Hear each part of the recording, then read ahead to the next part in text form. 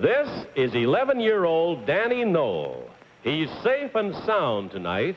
However, one day about 3 weeks ago, through an accident, he found himself dangling at the end of a rope attached to a balloon 3,000 feet in the air. We have some remarkable film of this actual event. Look closely and you'll see Danny being lifted into the air at the end of the rope.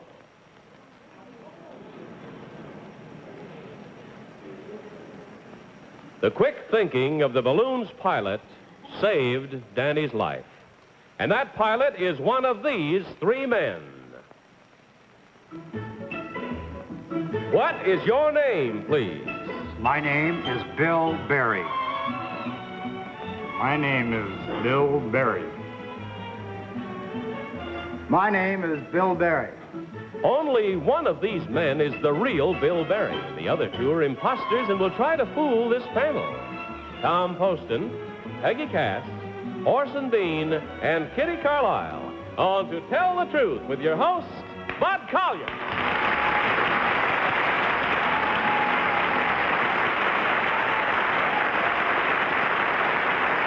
Thank you very much. Welcome once again to Tell the Truth, brought to you this week by Winston Filter Cigarettes.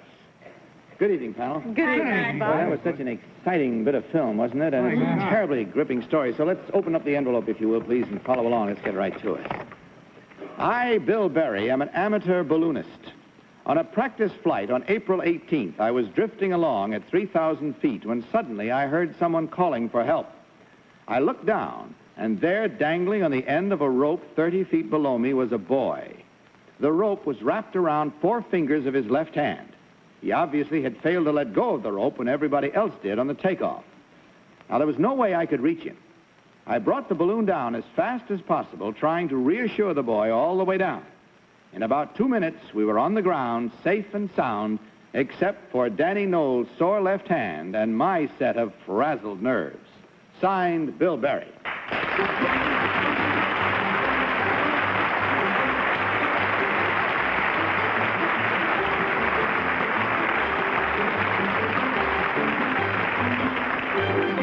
Well, these three gentlemen all claim to be, as you've heard, Bill Berry, a balloonist who had a fantastic experience. Let's start this questioning with Kitty Carlisle. Kitty? Thank you, Bud. How absolutely marvelous to have been able to do this thing and bring the boy safely back. Number 3, what were you sitting in the balloon? I was sitting in the chair. Is this like a basket underneath the balloon? It's something like a boatswain's chair, suspended underneath the balloon. Thank you. Number 2, where was this? Just north of the Golden Gate Bridge. In San Francisco. Number 1, when you heard the boy call for help and you looked down, what did you think? My God, it can't be true. Of course. Number 3, when the little boy got down, did he explain how this had happened? Yes, he simply, he was holding on to you see, attract a lot of kids around the balloon, and they were holding on to a line.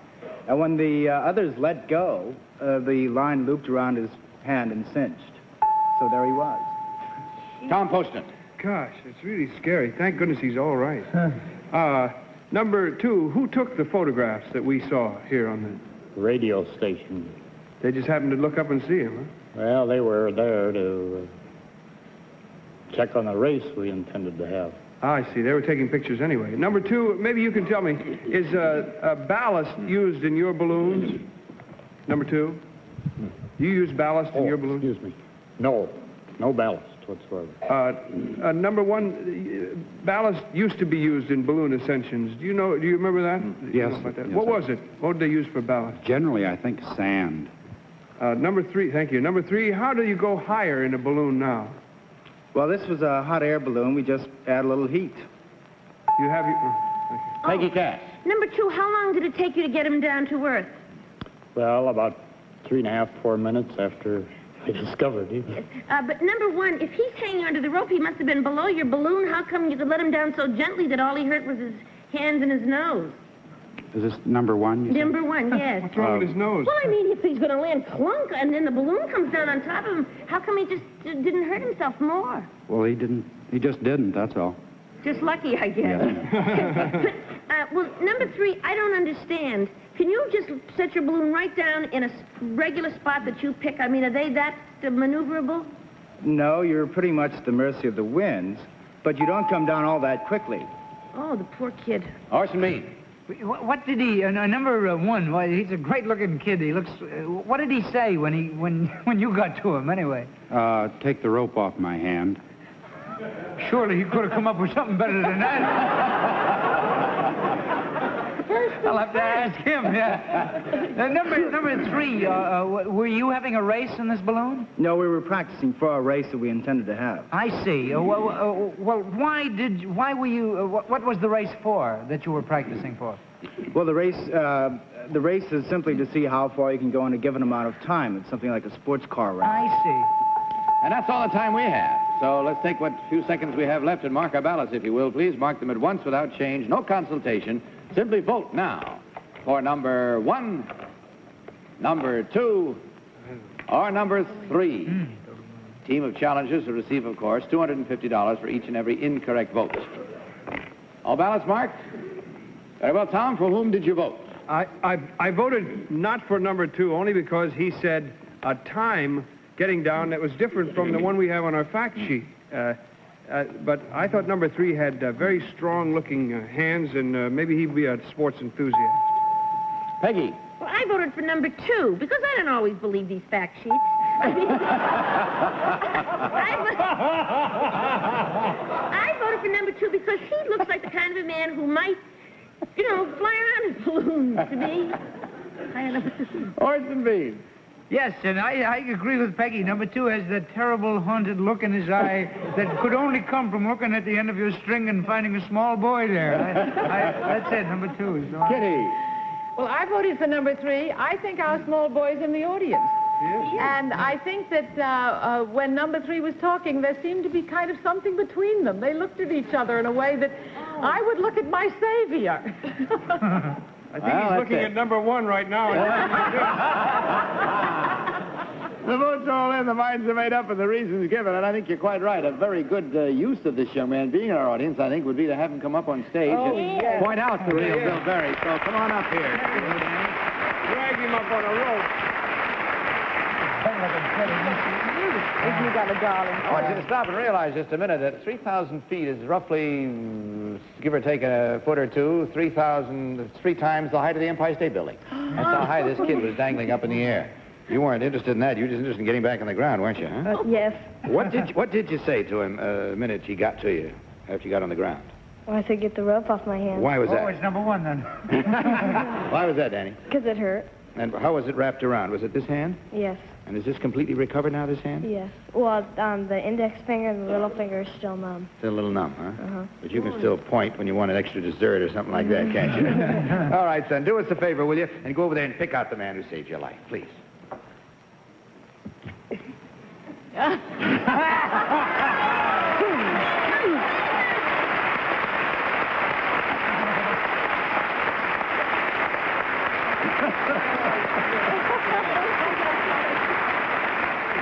Well, panel, you can sit back very happily because you really fooled them right straight down the line. And I guess there comes an extra ice cream cone for him out of this. Another quarter. Another quarter. Well, bless your heart. Weren't you pretty nervous yourself when you finally got down the ground? Next to the balloon flight with Danny on the rope, I think now is the second time I was nervous. Well, he didn't act like it. Well, now we know that you are an amateur balloonist. This is just a hobby of yours. What do you do for a living? I'm vice president for a plastics manufacturing company called Plastic Smith. We make a disposable glove called Handguard. Danny should have had on. Danny, what do you want to be when you grow up? Pilot. A pilot. In the seat rather than on the rope. Yes, very definitely. Number 2, you got half of the votes. What is your real name and what do you really do, sir? My name is John Quigley. I own a resort called Frontier Town out of Helena, Montana.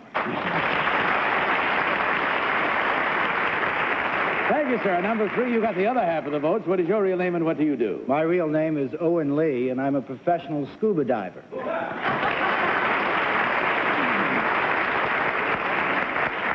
Incidentally, that remarkable film that you saw at the beginning of the program was shot by Dick Curolo. And we'd like to thank both him and station KPIX-TV in San Francisco for making it available to us. We're very grateful to you. Believe me, it was well worth seeing.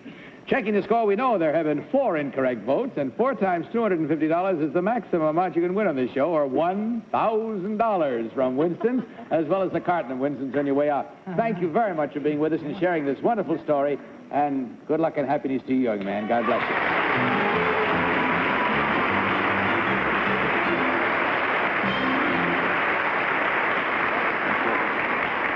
Very well, panel, rest easy now. Let's all look at this brief film.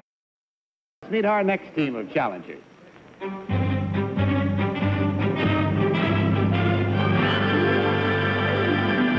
What is your name, please? My name is Morton Nussbaum. My name is Morton Nussbaum. My name is Morton Nussbaum. Follow along with this story, if you will, please, panel, with your copies. I, Morton Nussbaum, am disguised tonight, so I will not be recognized on duty tomorrow. I am a senior inspector in the New York City Department of Markets. My specialty is fish. My job is to ferret out fraudulent practices in the advertising, labeling, and marketing of fish. The housewife should keep a sharp eye out for such illegal practices as selling fluke for flounder, ocean perch for red snapper, Mississippi spoonbill for lake sturgeon, and frozen shrimp for the fresh product. In addition to disguises, I use accepted police methods such as surprise raids, concealed cameras, and stakeouts. Signed, Morton Nussbaum.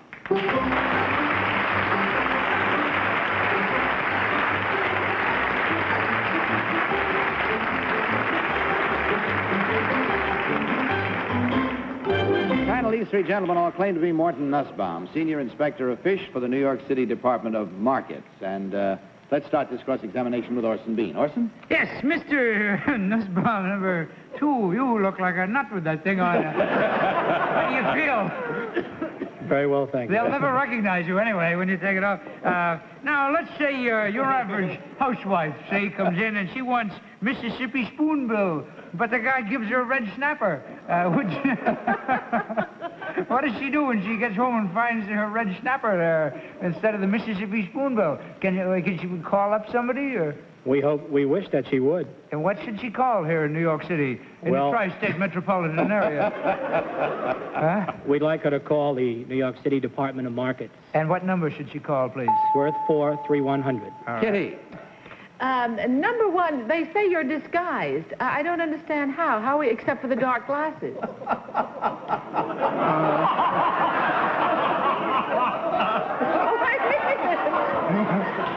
the disguise? Let him tell you. Shall we tell her, Tom? Well, you better. He could be smooth-shaven, you know. Oh! Well, that's the best job I ever saw. Very good. That's marvelous. Number 3, tell me, what do they sell for Dover sole? Well, any other form of flounder could be sold for Dover sole. But how can you tell the difference? Well, Dover sole is a flounder which weighs approximately 1.5 to 2 pounds and is caught only in English waters. Thank you. Tom Poston. Well, thank you. Number 3, how much does a flounder weigh? Well, a flounder can range in weight from anywhere 1 to 2 pounds, 5 to 7 pounds. However, as I mentioned before, the Dover sole is only in English waters and is not usually shipped here except in a frozen form. I see. Thank you. Number 1, do you have any idea what botulism is? I have an idea of it, yes. Good. What is it? That's what you had. You tell us what it is, Hairface, and we'll decide. I believe it to be a form of food poisoning. Number 2, do you agree with that? In a certain way, I do. Do you have anything to add to it? How's that? Yes, it's a releasing of the poisoning, of the chemicals in the food to cause the poisoning, yes.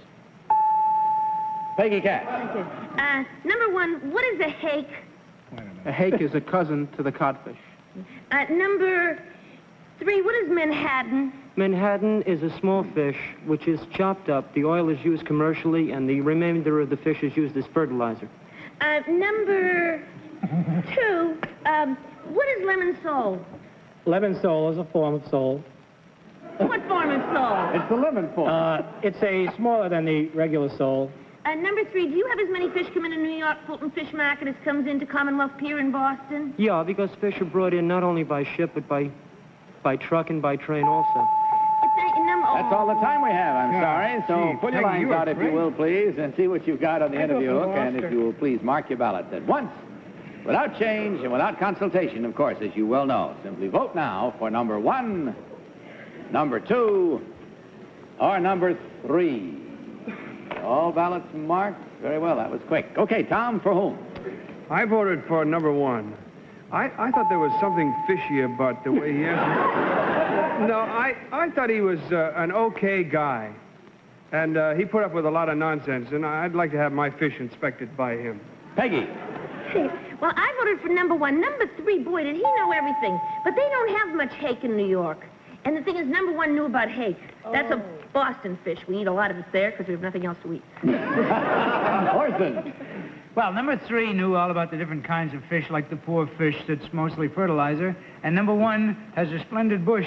But number 2 knew that the phone number and said it was worth something. And worth something is one of those crazy numbers that you always call to make a complaint about your landlord or something like that. Kitty Carlisle.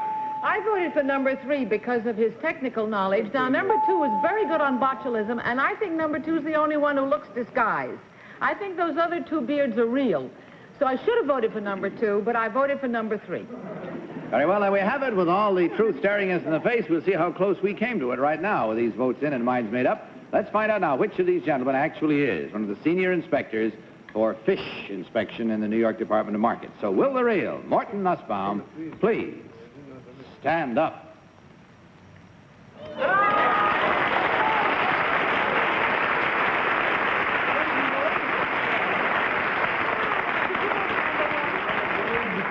Now, obviously, Mr. Nussbaum cannot remove his disguise for security reasons, which you heard. And this is absolutely true. He cannot. But now, number 2, what is your real name? What do you really do? And let us see what you look like. My name is Richard Bender, and I'm with the reservation staff of British Overseas Airways Corporation, and I look like this.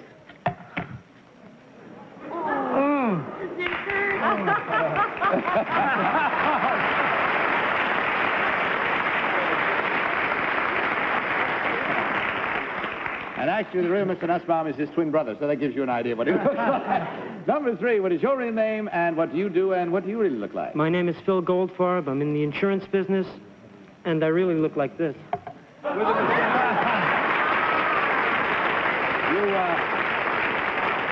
forgot the mustache. It's mine. Oh, I beg your pardon.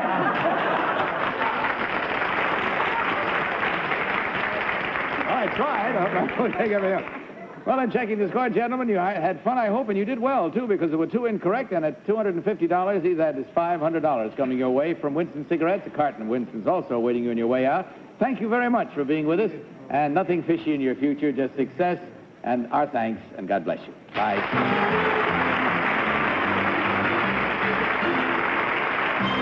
We'll put the panel back to work in just a moment. Meantime, here's something you'll enjoy. Our 3rd team of challengers.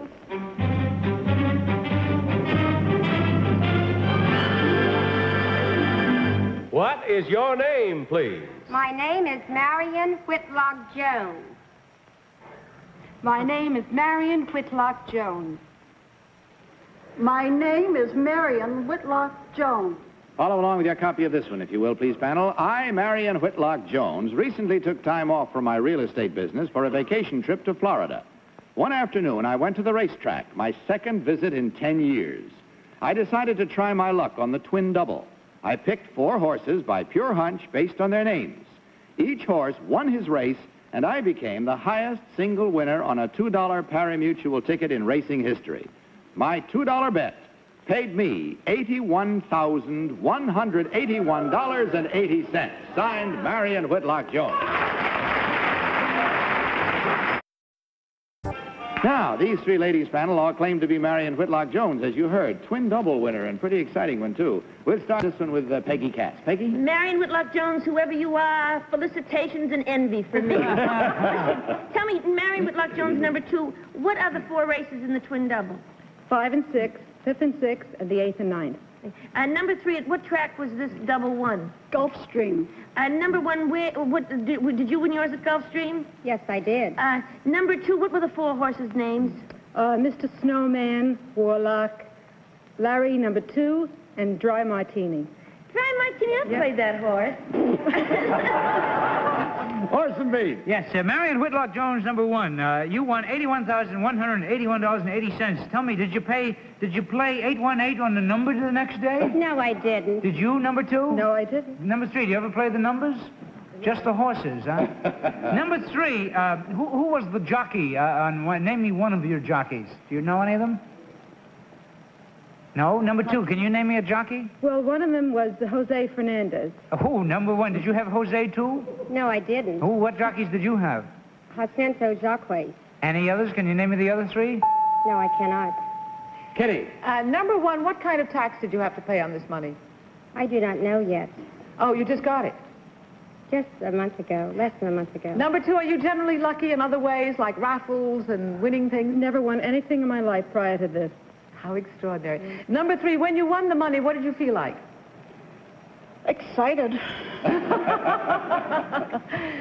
Number 1, where is the racetrack you won the money at? Hollandale, Florida. What's that? Hollandale, Florida. Thank you. Number 2, have you ever, when you went on the first time to play the horses, what happened? Well, I wasn't to the track in a number of years, and I never won anything. Where was it? That was an aqueduct. Tom Poston.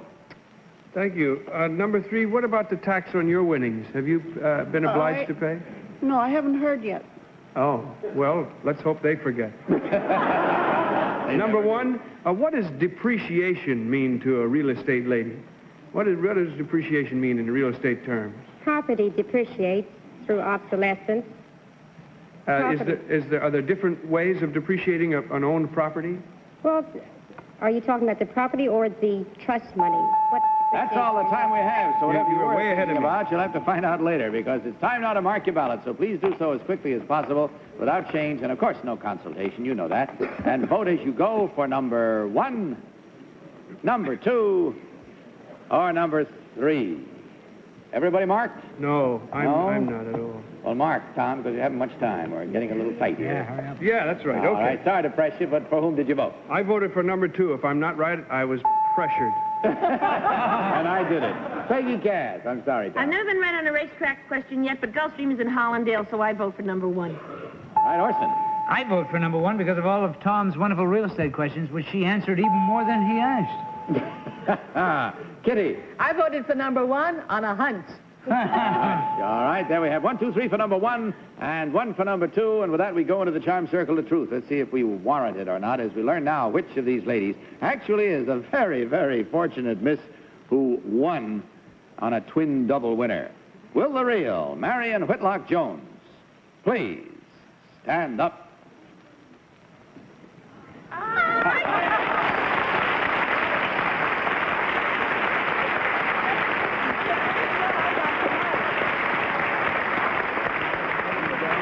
Congratulations to you, Marion. You better get out of this place early tonight, because you can't tell who on the panel may put the B on you for a $5 or something. Congratulations, and may it bring you great happiness. Thank you. Number 2, what is your real name and what do you do? My name is Judy Best. I'm a housewife, and I live in New York City. And number 3, what is your real name and what do you do? I am Hazel Reiter, and I test new products for a beauty clinic. Ladies and taking this call, we find that the panel is a little smart this time, but there's 1 incorrect at $250 from Winston coming your way. And our sincere thanks. On your way out, you'll find a carton of Winston's waiting for you, too. We thank you very much. We only hope that you had as much fun visiting us as we had in having you here. Thank you again. Good night, and God bless you.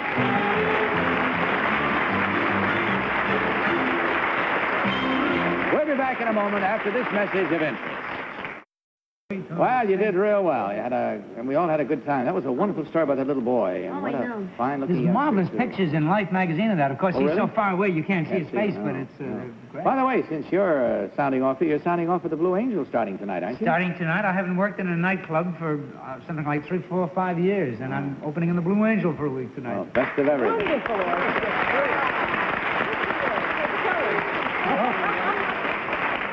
Well, it was good fun, and I must say I thank you. We always learn just a little bit. I'm still tantalized to know what our fish inspector really looks like. I don't know what he looks like any more than anybody else does. So it's going to be real fun. I'd love to have had a tug of those whiskers as he went by. Maybe I'll do that on the way out of the theater tonight. In any event, thank you all for being you, and I can give you no higher praise. That's the best thing you can be, and keep on being it. Good night to all of you, and of course I'll see you tomorrow afternoon on the daytime show, but we look forward to you joining us again next week at the same time. In the meantime, speaking for Winston Cigarettes, don't you forget to tell the truth. Good night. To Tell the Truth is a Mark Goodson, Bill Todman production.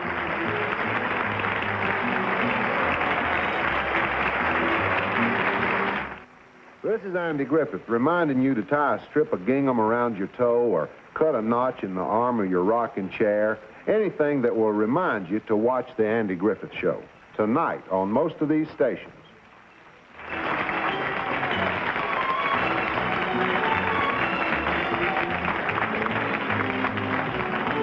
To Tell the Truth has been brought to you by Winston Filter Cigarettes. Winston tastes good like a cigarette should. This is Johnny Olson speaking for To Tell the Truth, program recorded.